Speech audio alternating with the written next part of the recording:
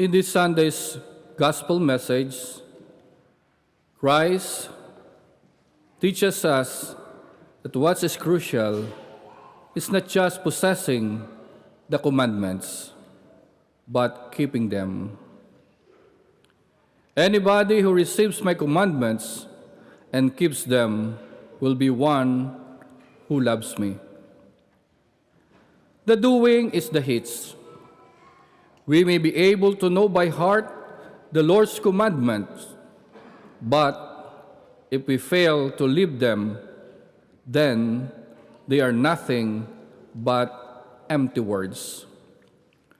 For Christianity is not primarily a thing to be known, but to be done.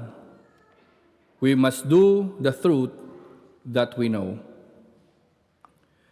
Knowing the commandments, thou shalt not kill, thou shalt not steal, thou shalt not bear false witness, and thou shalt not commit adultery, can be relatively easy. But it's quite different to go out and respect the life of others and be honest or be truthful or faithful. The same is true with charity. As a Christian, you should love your fellow man.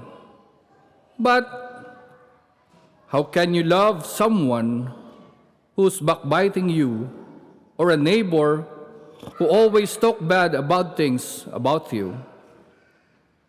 That's why the famous Russian author Fyodor Dostoevsky once said, "Charity in dreams is beautiful, but charity in practice is a harsh and dreadful thing."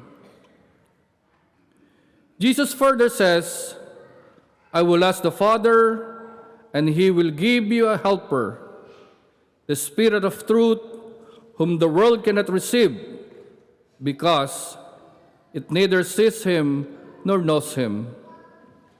Perhaps this is just the gift we need today, the Spirit of truth.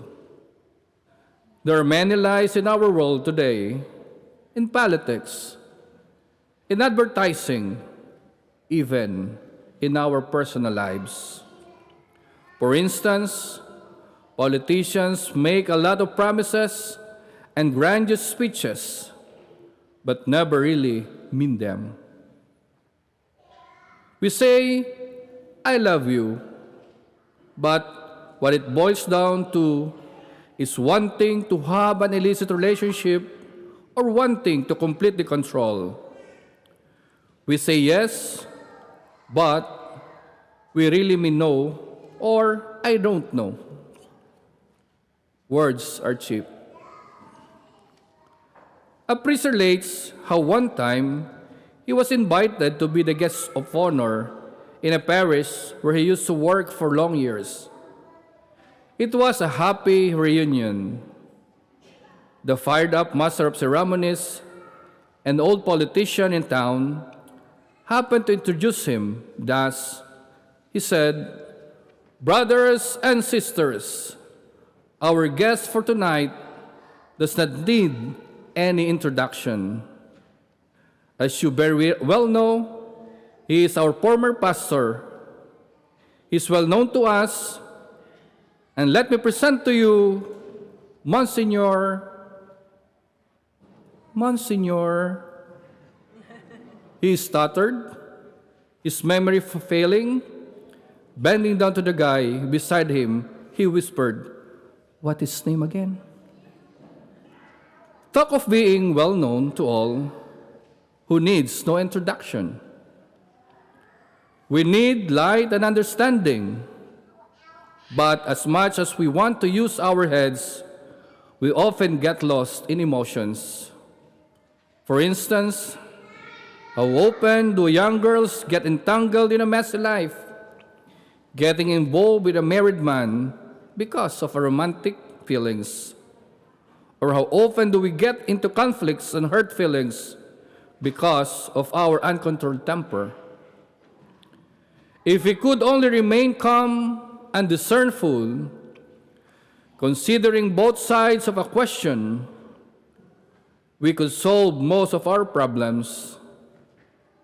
And as Christ says, the truth will make you free. The truth will set us free. We have to keep the commandment. We have to live the commandment because we are God's followers. We are Christ's disciples in the modern times. And before I end my homily, let me ask all the mothers to stand up.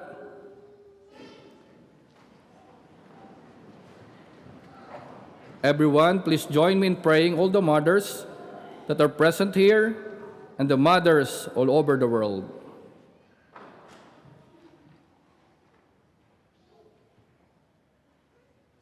Please bow your heads for God's blessings. God, today we celebrate Mother's Day, but the truth is we ought to celebrate them every day. Their love manifests in small, subtle ways each day in the mundane that sometimes we can take for granted. We thank you for their sacrificial love and ask you to uplift them today. Thank you for the gifts they are in our lives. When our mothers are tired, Lord, give them strength. When they feel alone, give them comfort. When they feel overwhelmed with the challenges of parenting, help them to know peace. In their darkness moments, be their light. At times in our lives, our mothers are everything to us, meeting our every need. We ask you to provide them today with whatever gift they need. Mary, full of grace, I ask for your intercession today for all the earthly mothers. Pray for them and pray that their example of love draws us closer to your Son, not only on Mother's Day, but on all days of our life.